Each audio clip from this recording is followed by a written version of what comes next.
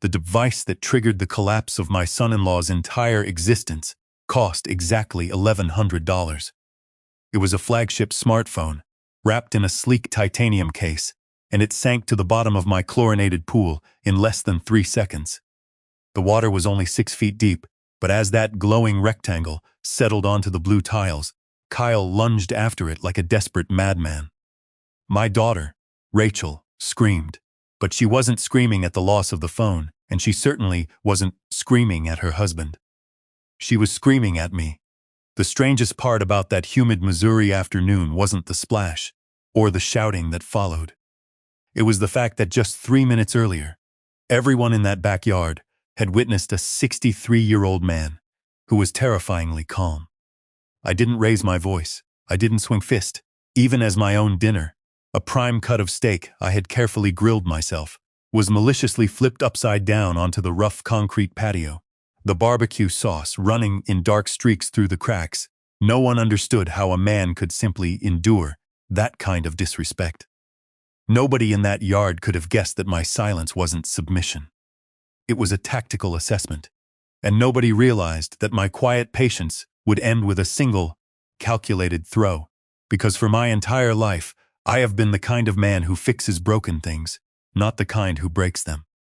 But sometimes, when you spend decades keeping the peace, people mistake your discipline for weakness. If you have ever stayed silent just to keep a room breathing, if you have ever swallowed an insult so many times that you lost the sound of your own voice, then you need to hear every word of this. But before we get into the autopsy of Kyle's fatal mistake, do me a favor. Hit that subscribe button and leave a comment, letting me know where in the world you're watching from tonight. Let me tell you exactly how a perfect cut of beef ended up in the dirt. My name is Walt Jensen. I am 63 years old, and for the better part of 3 decades, I was the man they called when things went horribly wrong. I spent 20 years in military logistics and tactical transport, moving heavy armor and personnel through places most people only see on the news. When I took off the uniform, I traded it for grease-stained coveralls. I spent another 15 years keeping the heavy municipal transit systems of Kansas City running. I retired 3 years ago with a steel pin in my left knee and motor oil worked so deep into my calluses that no amount of scrubbing will ever get it out. These days, I work quietly as a neighborhood handyman, taking side jobs just to keep my hands busy. I live in Lee's Summit, Missouri, in the exact same brick ranch house my late wife, Marlene, and I bought back in 1991. She picked out the redbud tree that shades the backyard. I built the wooden deck myself. The swimming pool came years later, paid for by 18 months of grueling Saturday side jobs rebuilding engines and replacing transmissions in my driveway so my family could have a place to cool off in August. Marlene passed away 5 years ago from ovarian cancer. After she was gone, my Sunday afternoon barbecues became the only way I knew how to hold on to what was left of us. It was the same backyard, the same cast iron grill, the same folding table I had sanded and refinished 3 separate times. I still used her signature dry rub. Every time I fired up that grill, I could almost see her standing beside me in the fading light. Grief is not a wall you climb over, it is a room you learn to live in. And for a long time, my daughter Rachel was right there in that room with me. She is 32 now, working as a pediatric nurse. She used to be brilliant, endlessly kind, and tirelessly devoted. Somewhere along the line, she got ground down from standing in the difficult space between her husband and me, and quietly she shifted to his side. Enter Kyle Bennett, 35 years old, mortgage broker, with a lucrative sideline flipping distressed investment properties. He had a medically whitened smile, wore designer sunglasses, and drove a leased German luxury SUV that cost more per month than my first mortgage payment.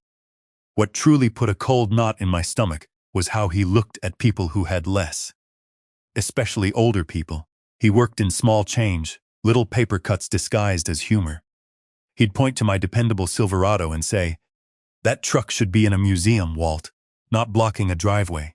The yard would chuckle politely. Rachel would whisper, "Dad, he's just kidding." A joke stops being a joke when the punchline always lands on the exact same person. I swallowed my pride.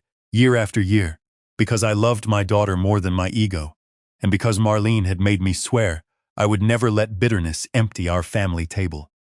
That Sunday started beautifully. 4 thick Kansas City strip steaks were resting perfectly under foil. Kyle arrived 25 minutes late, carrying exactly one item, an imported bottle of sparkling water for himself. He looked at the resting meat and sneered. Still buying prime cuts, Walt? Bold financial habit for a guy living on a fixed pension. I gave him a completely flat smile. Some things are worth the money, Kyle. We sat down at the patio table. For a brief window, it was good. Rachel told us a story about a resilient little patient, and for 10 minutes, I saw the joyful woman she used to be. Then, Kyle stopped scrolling on his phone long enough to look at my plate. That's a lot of red meat, he said. I grinned. I've earned it. He reached across the table. For a half second, I thought he was reaching for the barbecue sauce. Instead, his forearm swept flat and hard directly across my plate. The heavy ceramic dish, the prime steak, the roasted potato, all of it launched into the air and hit the concrete patio with a violent, shattering crack. My fork spun in a slow circle before finally laying still. Kyle didn't flinch. He didn't apologize. He offered a careless shrug. At your age, big guy, skipping a heavy meal might actually be doing your heart a favor. Nobody laughed. The silence was absolute. I pushed my chair back and stood up to my full height. For one strange, sickening second, my very first instinct was to apologize. To smooth the situation over. That is what decades of peacekeeping does to a man. It aggressively rewires your internal alarms. But then, my eyes shifted to his phone. It was brand new, top of the line, laid carefully beside his water glass like a small trophy. While Kyle lazily reached over with his fork to take a bite of Rachel's burger, assuming the incident was closed, I calmly walked over to his side of the table and picked up the phone. Hey, what are you doing with that? He frowned. I took 6 slow, deliberate steps to the edge of the pool. I extended my arm over the deep end. I opened my hand. The phone dropped in a perfect vertical line and hit the water with one clean splash. I turned around and looked him dead in the eyes. It's just a phone, big guy, at your age. Spending less time looking at a screen might actually be doing your brain a favor. The total silence lasted 3 seconds. Then, the entire yard exploded. Kyle scrambled to the water's edge, shouting a string of profanities.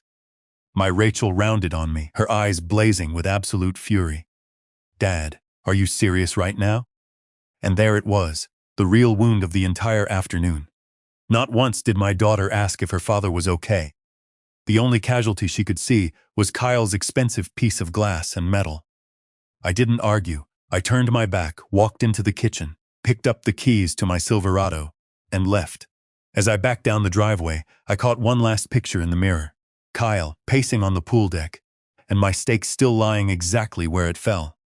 20 minutes later, Rachel's voicemail started playing through the cabin speakers. Dad, you have no idea what you've just started. She was right, I didn't, but I was a military veteran and a master mechanic.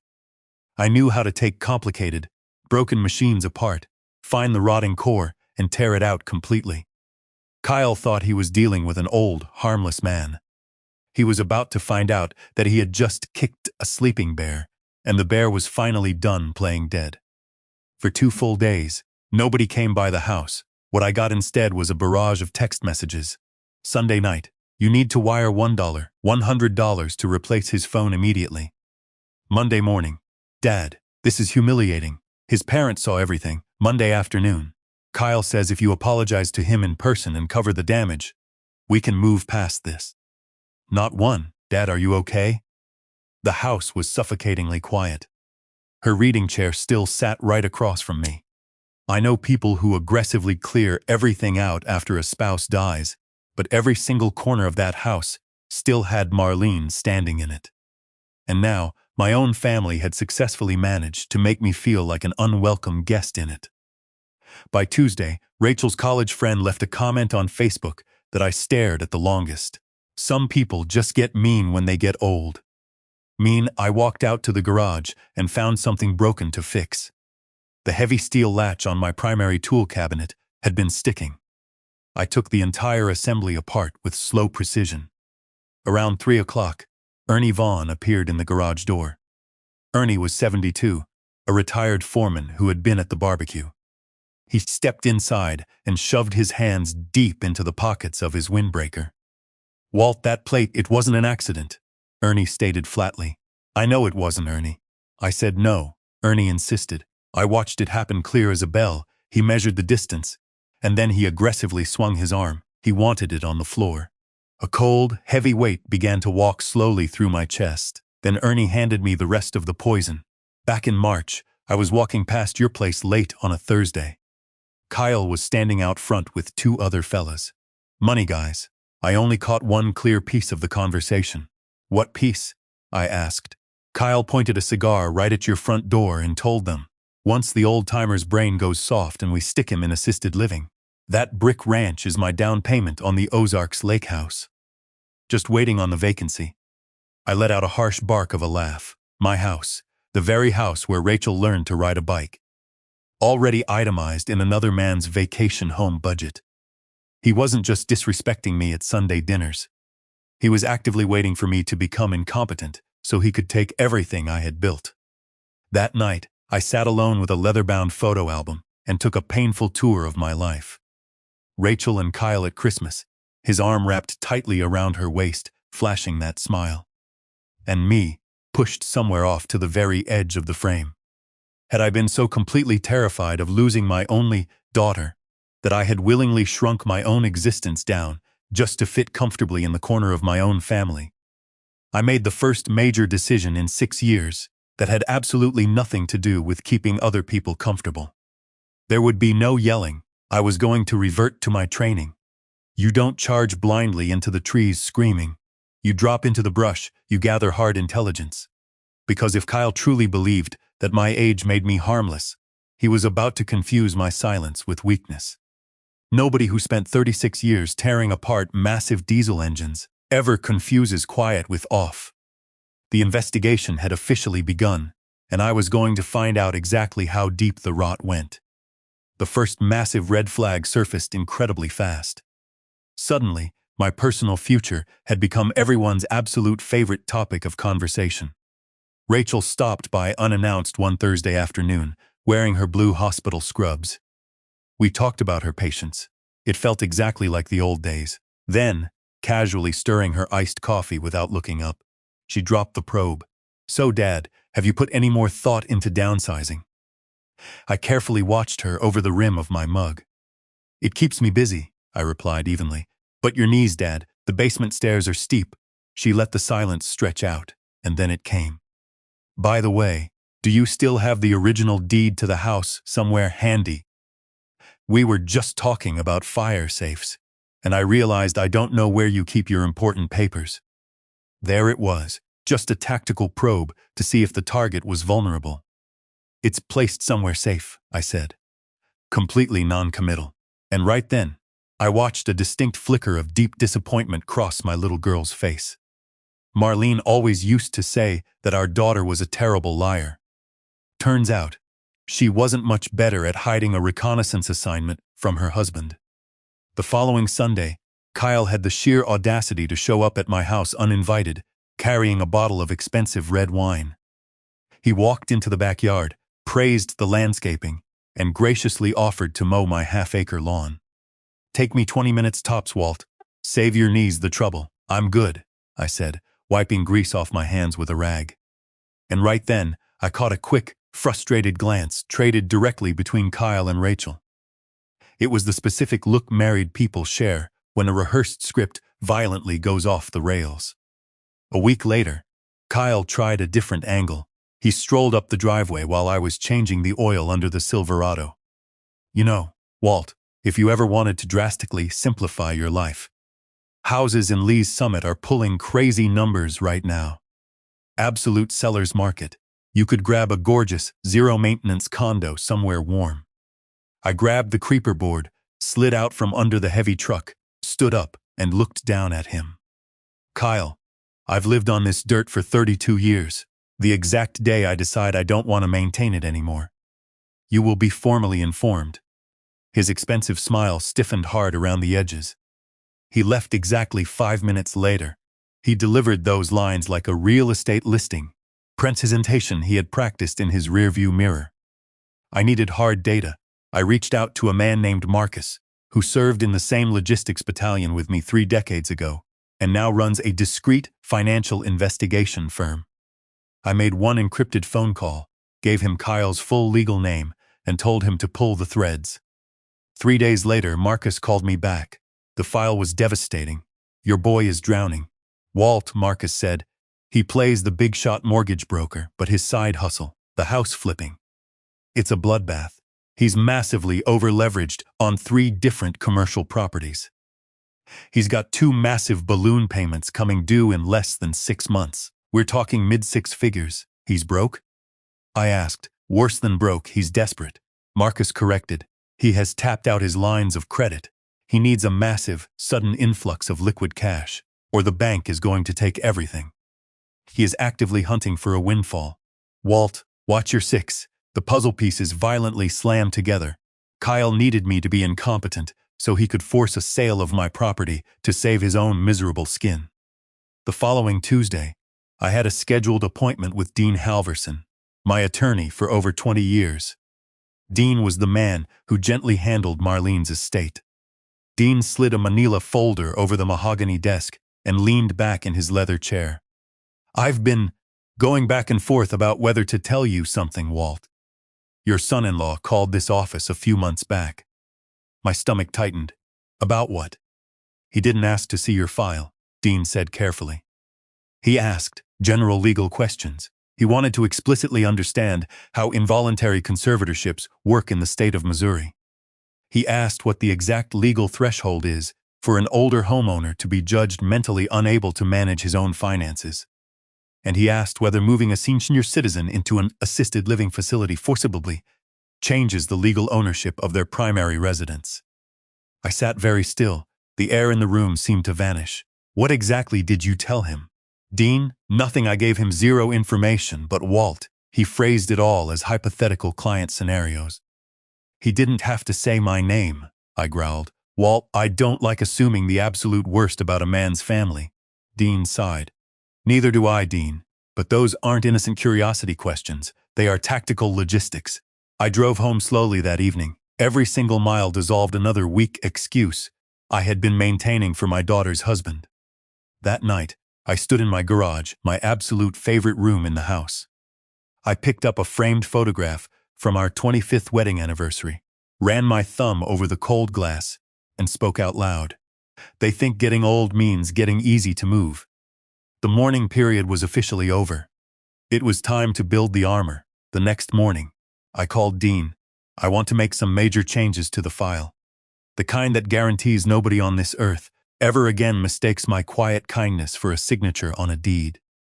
Dean didn't treat it like petty revenge. He asked me one critical question. "Walt, what legal outcome lets you sleep peacefully at night?" I just never, ever want someone secretly planning my life without asking the man actually living it. Across 2 intense meetings, we constructed a financial fortress. We established an ironclad, revocable living trust. We appointed an aggressive, independent corporate trustee, no family members. Absolutely 0 leverage for Kyle to exploit. We comprehensively updated all medical directives and completely rewrote my durable powers of attorney. Every single legal document screamed the exact same quiet sentence in impenetrable legal language. Nobody steps in over Walt Jensen, because they have arrogantly decided they know what is best. There were no hidden traps. It was just a grown, capable man permanently locking his own doors from the inside. The exact day those documents were signed, Kyle Bennett suddenly got very small in my head. I started living again. Ernie and I started going to classic car meets. I started volunteering on Thursday nights at a nonprofit garage that fixed up donated cars for homeless veterans. I came home covered in filth and woke up feeling physically lighter. Helping strangers who respect you violently reminds you that you are still worth something, at the exact moment your own family has conveniently forgotten. A month passed then. The trap was finally set. Ernie leaned on my fence with a tight smirk. "Your son-in-law is actively telling people around the neighborhood that you've been acting erratic and forgetful lately." and he's officially organizing a family meeting for this Saturday to clear the air and discuss your living situation. Neither of us believed that garbage. Kyle was making his move to bully me into signing over control in front of an audience. 2 nights later, Rachel called, "Dad, Kyle wants everyone together this Saturday at our house. Just to settle things, will you please come?" I looked out across my backyard. I wasn't dreading this meeting. That miserable season of my life was permanently over. "I'll be there, sweetheart," I said calmly. I hung up and made one final phone call. "Dean, I think it's time." He didn't ask time for what, he just said, "I'll meet you in their driveway at 2 o'clock. Now, slow down with me here, because this next part? I have replayed it 100 times in my head, and you have earned every single second of the payoff. Saturday rolled in warm and clear. I drove my old Silverado to my daughter's house on the west side of town, with my attorney's silver sedan trailing closely in the rear view mirror. And the strangest thing was riding shotgun with me. Absolute peace. A month earlier, I would have been sweating through my shirt, frantically rehearsing arguments. Now, the cold, hard truth doesn't need practice. Dean stepped out of his car holding his slim leather briefcase. "Ready, Walt? Remember, we are not here to fight, I know, Dean," I said, squaring my heavy shoulders. "We're just done pretending." Inside the massive 2-story house, the entire cast of characters was already assembled. Rachel, Kyle, his parents, my sister, my nephew. Even Ernie Vaughn was sitting stiffly in a corner chair. Kyle had explicitly invited Ernie to manage the narrative in front of him. The room went dead quiet when we entered. Kyle clocked Dean Halverson immediately and let out a loud, mocking laugh. "You seriously brought a lawyer to a family meeting, Walt?" I smiled politely. "No, Kyle, I brought a man who is exceptionally good with paperwork." While Kyle posed by the fireplace, acting like he was hosting a corporate seminar, Dean calmly walked around the room, shaking hands. Rachel's eyes were desperately searching my face. "Dad, what is this?" She whispered. "I believe," I said, my voice carrying easily, "that Kyle wanted to clear the air." "I do," Kyle announced loudly, taking control. "Look, we have all been incredibly uncomfortable since the incident with the phone. I think Walt owes everyone here a massive apology for his erratic behavior. And frankly, we need to discuss if he is still capable of living alone in that massive house. Walt, not Dad, not even Mr. Jensen. Funny how basic respect leaves a family one single word at a time." I didn't argue. I simply gave Dean the smallest nod. The brass locks on the leather briefcase clicked open. The sound was like a gunshot. Dean's voice was the exact same measured tone I had heard for 20 years. "Mr. Jensen asked me here today because certain unfortunate misunderstandings have developed regarding his estate and his future." Kyle laughed nervously. "What estate?" "It's a brick house." Dean completely ignored him. He began pulling thick, legally bound documents from the case.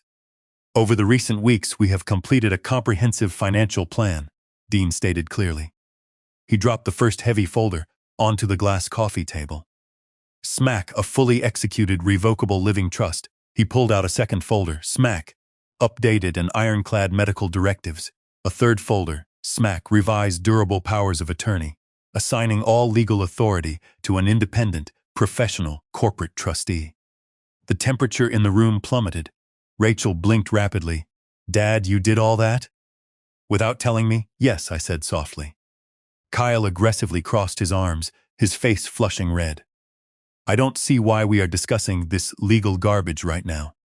Dean slowly stood up and looked directly at Kyle. "I think you know exactly why we are discussing it, Kyle." For the first moment all afternoon, Kyle Bennett completely stopped smiling. Dean folded his hands neatly. "Some months ago, a caller reached my private office asking about involuntary conservatorships. The legal term landed in the middle of the living room, like a live grenade. About exactly how elderly homeowners lose financial control of their assets," Dean continued relentlessly. "And about whether forcing a senior citizen into an assisted living facility legally changes the ownership status of their primary residence." Rachel's head turned toward her husband in agonizingly slow motion. "Kyle, you called my dad's attorney?" "Those were purely hypothetical questions. I was asking for a client," Kyle shouted, speaking much too fast. Thousands of people work in real estate finance. Dean agreed smoothly. They do not typically phone their own father-in-law's personal attorney to aggressively ask how old men lose their houses. Nobody breathed. Kyle's father stared intensely at the carpet, and my beautiful daughter stared at her husband like a terrifying stranger had just unzipped his face. "Why?" Rachel whispered, betrayal cracking her voice down the middle. "I was just planning ahead, being responsible." "For our future," Kyle yelled back. My daughter took one slow, deliberate step away from the man she married. "My father's future is not your financial plan." Kyle frantically scanned the room for reinforcements. He found absolutely nothing but floorboards and folded hands. He was completely isolated. And then Ernie Vaughn slowly cleared his throat from the corner chair. "I saw the plate, Kyle. That was not an accident." Every head in the room snapped toward him. "You're an old man. You can't even see straight." Kyle sneered. "I've known Walt for 25 years, Ernie said, looking Kyle square in the eye. "You looked directly at his plate. You measured the distance, and then you swung your arm to humiliate him in front of his family. And I heard you back in March, Kyle, out front of the house with your cigar buddies. Once the old-timer's brain goes soft and we stick him in assisted living, that brick ranch is my down payment on the Ozarks lake house." Just waiting on the vacancy, Rachel turned back to her husband. One final time, her voice came out as barely a whisper. "You told me that was a joke, Kyle. It wasn't a joke, was it?" Kyle opened his mouth, but no words came out. He was completely trapped, and that is exactly when I stood up, not in anger. I wanted the room to hear every single word I said. "I didn't come here today to embarrass anyone," I said, my voice steady. "I spent almost 40 years breaking my back to build a safe home with my wife. I wanted my retirement to be about fishing, fixing old cars, and enjoying Sunday dinners with you, Rachel. Instead, I found myself having to legally defend my own front door from the man sleeping in your bed." I turned my eyes to Kyle. "I never cared about the phone. I cared that you found publicly humiliating me funny. I cared that you thought my age made me an easy target. And I cared even more that, somewhere along the way, I started believing that keeping the peace meant quietly accepting blatant disrespect. I was wrong about that, and I will never be wrong about it again." The silence that followed was brutally honest. Dean quietly clicked his leather briefcase shut. "I believe our business here is concluded," Dean said. We turned and walked toward the door. Right as I reached the entryway, Rachel said one word. "Dad." I turned around. She stood there in the middle of her ruined living room, tears pouring down her face. She just looked at me, her eyes begging for forgiveness. I gave her a small, sad smile, turned the knob, and walked out into the brilliant Missouri sunlight. In the driveway, Dean paused. "How do you feel, Walt?" "Lighter," I said. "That's exactly what happens, Walt," he said.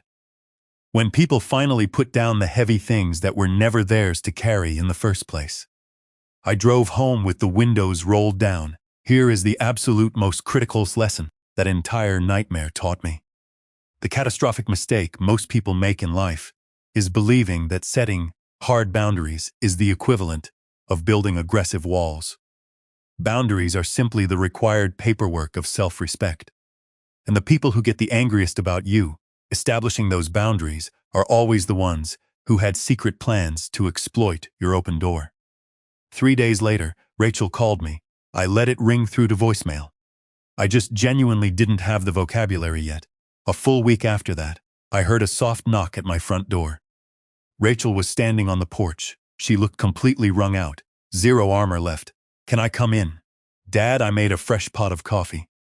She sat down at the table. "I didn't know about the house, Dad, or the assisted living calls." "I swear to God I didn't," she whispered. "I believe you," I said. "But I saw the arrogant jokes. I heard the little comments about your truck, and your hearing, and your money. I just kept telling myself they were small." She looked up at me, her eyes brimming. "But together, Dad, together, they were a direction. I should have stopped it years ago. I let him treat you like a burden." I put my calloused hand firmly over hers. "You loved your husband." "Rachel, I still do," she whispered, her voice breaking. "I know," I said, "and I love you." 2 weeks later, she came back. This time, she was angry at the massive wreckage of her life. Kyle says everyone aggressively ganged up on him. He says your lawyer maliciously ambushed him. Dad, can't we all just move past it? For the sake of the family. I walked over to the desk and took out a sealed envelope I had written weeks ago. I wrote this for you, I said. Holding it out, she reached for it, but I gently drew it back. Not yet, because you're not ready to read it. And because, right now, sweetheart, you are still, frantically, trying to manage everyone else's pain except your own. Another month slowly turned. The redbud tree went vibrant gold. Then, on one cool, windy October afternoon, a third knock came at the door. Rachel stood on the porch alone. Something fundamental in her face had settled. She sat down and said exactly 2 words. I left. I asked him a single hypothetical question last night, she said. I asked Kyle if he would have ever treated you that way. If Mom were still alive to see it, he couldn't answer me. Dad, not one single word. He just stared at the wall. I spent 6 years calling it keeping the peace, she said. But all I was really doing was demanding that you carry all the disrespect alone, so I didn't have to deal with it. She stood up, walked directly to my refrigerator, and pulled out a heavy butcher paper package. Inside were 2 thick prime Kansas City strip steaks. And for the very first time since her mother died 5 years ago, someone stood shoulder to shoulder with me at that grill. The fat hit the fire and started talking. My daughter reached up for the old wooden recipe box, pulled out her mother's faded index card. Your mother would be incredibly proud of you, Rachel, I said, my voice breaking. When the meat was perfectly rested, Rachel carried my plate out to the patio herself. She carried it carefully with both hands, set it gently down in front of me on the table, looked me dead in the eye and said 6 words. Eat it while it's hot, Dad. Months earlier, a deeply arrogant man had aggressively knocked my dinner onto the concrete. Now my daughter was standing fiercely on guard over my plate.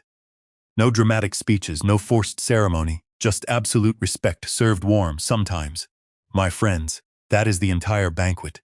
She and Kyle divorced quietly the following spring. These days, Sunday dinner still happens in the backyard. The guest list is shorter. Some weeks, it's just Rachel and me, or Ernie wanders over with the corgi. But the laughter is real, the air is clean, and absolutely nobody at it is performing for an audience. I used to deeply believe that protecting my family meant silently absorbing whatever emotional garbage they handed me. I do not believe that anymore. Getting older doesn't make you worth less. It just means you have finally logged enough hard miles on the road to tell the fundamental difference between actual love and simple obligation. And once you can tell those two apart, friend, the entire road gets incredibly lighter. So, here is the one thing I would ask you to actually do this week. The very next time somebody's joke repeatedly lands on you, say one calm sentence out loud. That joke lands on me, not with me. Once, deliver it with 0 anger, just pure data. You will learn absolutely everything you need to know about that person from what happens next. Now it is your turn, because I have second-guessed that $100 splash 100 times in the dark. Put a 1 in the comments if you think throwing the phone in the pool was exactly the right move. Put a 2 if you think I should have used my words that day instead of drowning electronics.